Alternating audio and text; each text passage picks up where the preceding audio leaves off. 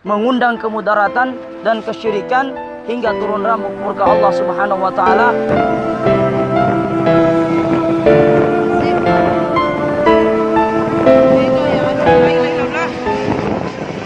Pada saat itu tepatnya di hari Jumat pada jam 6.00.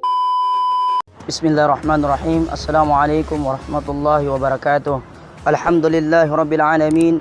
Wassalatu wassalamu ala asyrafil anbiya'i wal mursalin sayyidina wa maulana Muhammadin wa ala alihi wa sahbihi ajma'in, amma ba'd. Pertama-tama marilah kita memanjatkan puja dan puji syukur kita atas kehadirat Allah Subhanahu wa taala yang mana kita masih diberikannya nikmat kesehatan, nikmat keimanan serta kesempatan sehingga kita dapat dipertemukannya di tempat ini dalam rangka memperingati gempa dan tsunami pada tanggal 28 September tahun 2020 yang kedua tahun pada sore hari ini. Salawat serta salam tak lupa pula kita kirimkan kepada junjungan kita Nabi besar Muhammad sallallahu alaihi wasallam beserta para keluarga, sahabatnya hingga pengikutnya sampai akhir zaman. Baiklah, di sini saya sedikit bercerita mengenai keadaan Kota Palu sebelum pasca gempa yang melanda pada tanggal 28 September 2018.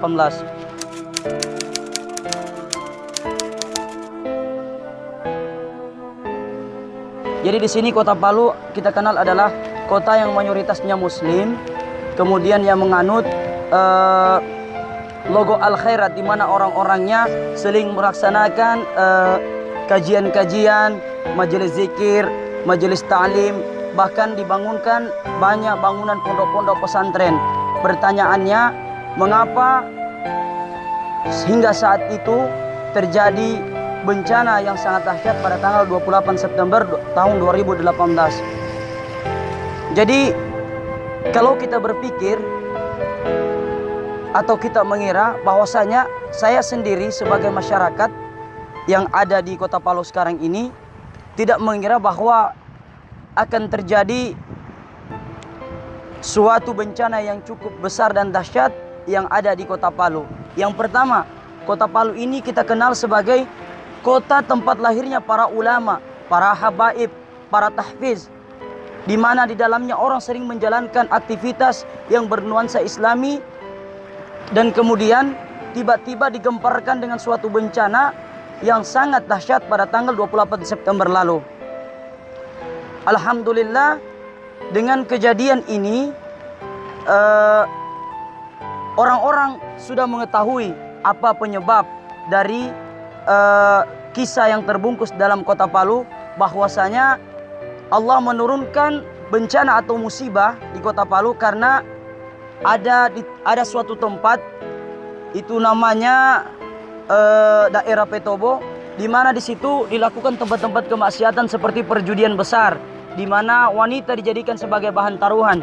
Kemudian belum lagi tempat-tempat maksiat yang lainnya.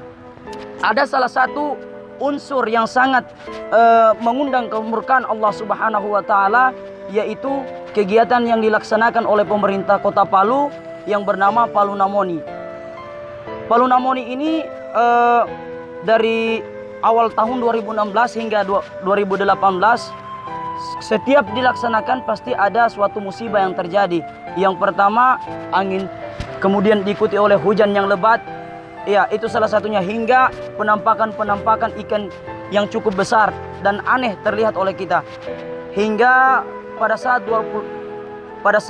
tanggal 28 September 2018 itu mereka melaksanakan kembali kegiatan Palu Namoni, padahal MUI atau Majelis Ulama Kota Palu sudah mengingatkan untuk tidak menyelenggarakan adat istiadat atau kegiatan tersebut, tapi pemerintah tetap tidak menghiraukan sehingga mengundang kemudaratan dan kesyirikan hingga turunlah murka Allah Subhanahu wa taala.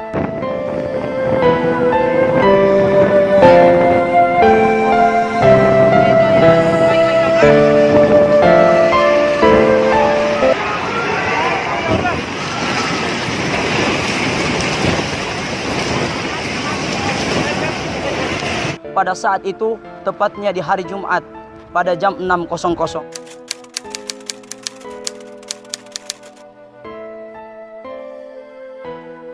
Ya, jadi yang kedua, saya selamat dari terjangan tsunami. Itu semua tidak lain karena pertolongan Allah.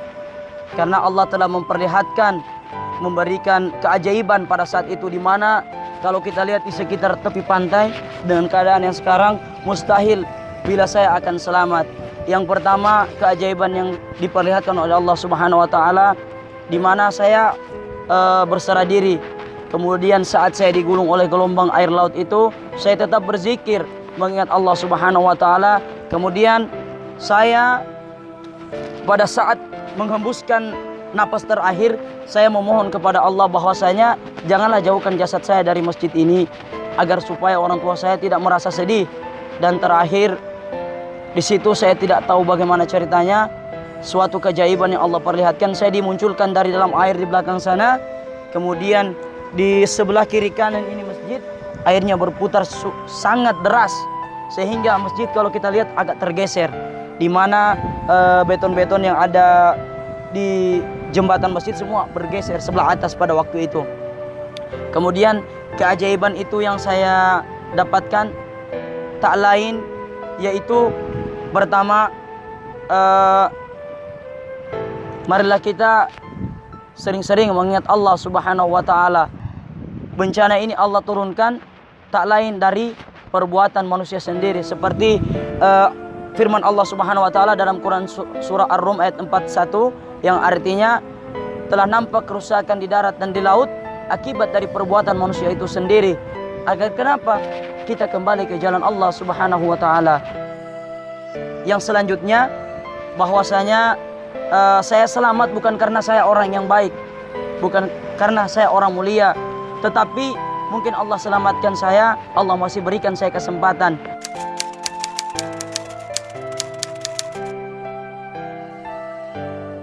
Ada suatu amalan pada saat itu yang saya ingat. Kemudian yang pertama, cinta kepada orang tua.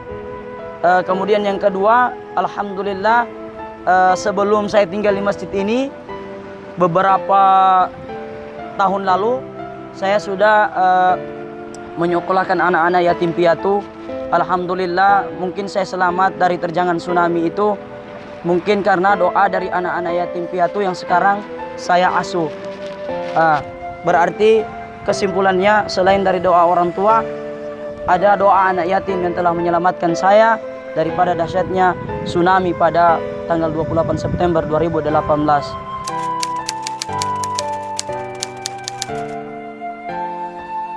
Pesan yang terakhir dari saya, hikmah yang kita ambil dari sini, bahwasanya marilah kita bersama-sama kembali ke jalan Allah Subhanahu wa taala. Mungkin kita yang lalai, marilah kita kembali menuju jalan Allah Subhanahu wa taala. Kemudian yang kedua, marilah kita berinfak di jalan Allah. Kalau kita lihat di sekitar pantai, banyak bangunan-bangunan yang dibangun beberapa tahun, tapi hanya dalam waktu sekejap Allah Subhanahu wa taala menghilangkan semuanya. Bagaimana tidak, inna lillahi wa inna ilaihi rajiun. Semua kita milik Allah dan hanya kepada Allah kita akan kembali, apalagi kalau hanya harta titipan. Makanya mulai saat ini janganlah kita berpelit. Marilah kita membuka tangan kita membagi kepada anak yatim, fakir miskin, dan lain-lainnya. Yang terakhir, marilah kita banyak-banyak mengintrospeksi diri. Sesungguhnya kita akan mati, dan marilah kita banyak-banyak mengingat yang namanya kematian. Mungkin itu hanya bisa yang saya sampaikan. Lebih dan kurangnya, wassalamualaikum warahmatullahi wabarakatuh.